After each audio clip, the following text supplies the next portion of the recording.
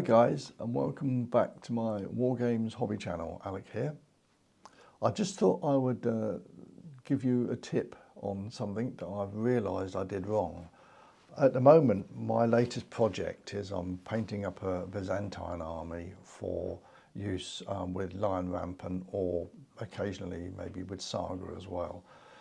So I'm doing a sort of a Byzantine army, or late Roman, some people would call them, for the sort of 11th and 12th century.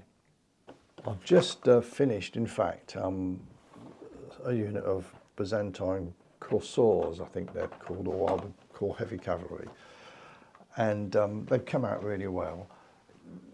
Although I made hard work of it, the reason I made hard work of it was I didn't realise that on the sprues that you get of cavalry, and this is a sprue from the horse archers, which I'll be doing next. But the sprues, now a lot of you will know this, but if you don't know it, every single horse is numbered. So for example, this one here is 1L, and this is 1R, so left and right. I never realised that, so I took all the horses off the sprues, did a big pile, and then started to stick them together, and then realised that they were numbered, and some of the bits didn't fit very well. Now, I managed to do it by a lot of hard work. I managed to get them together okay, although one or two I'm not sure that were the right left and right that should go together, but I managed to do it anyway. But I made hard work of it. But of course, the other thing is that the armour as well on the that go onto the front of the horses are also numbered, and that was even more of a pain. So be warned, if you these Fireforge figures are lovely when they're put together. I do like them, they come out really, really well. But be careful, just do them one at a time. Don't cut them all off the sprues and then try and glue them together, because you'll find, like I did, it's hard work. I'm going to do them one at a time. I shall put the two bits of horses together. You then have to, of course, glue them to the bases, which is a bit of a pain really, but I managed it. I put super glue, and then I put a bit of Bostik around as well after that had dried, after the super glue had dried.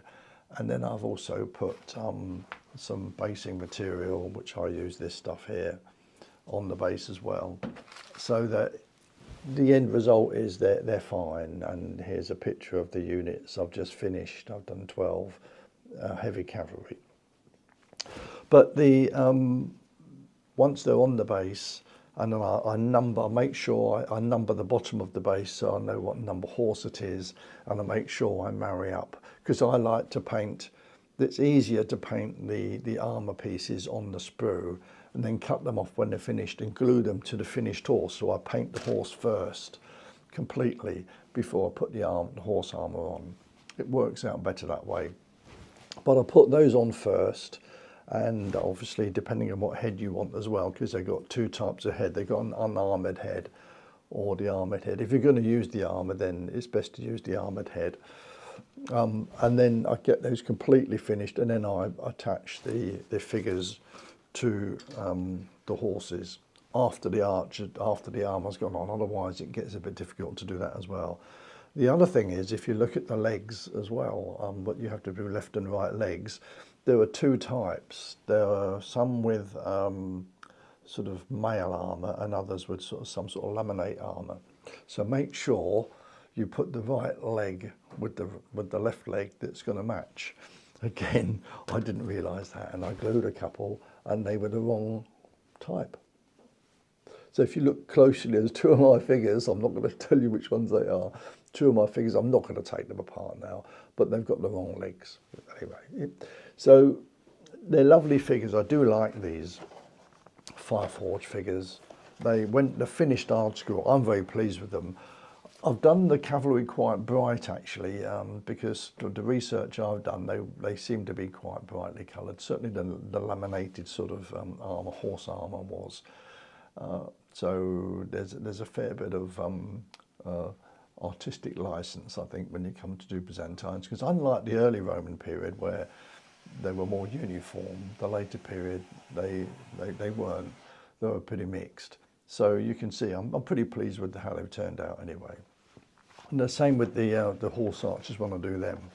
I think there's a fair bit of flexibility, especially the mail armour obviously is mail coloured, but the other armour, the laminate armour, I think there is some flexibility as to colour that you use.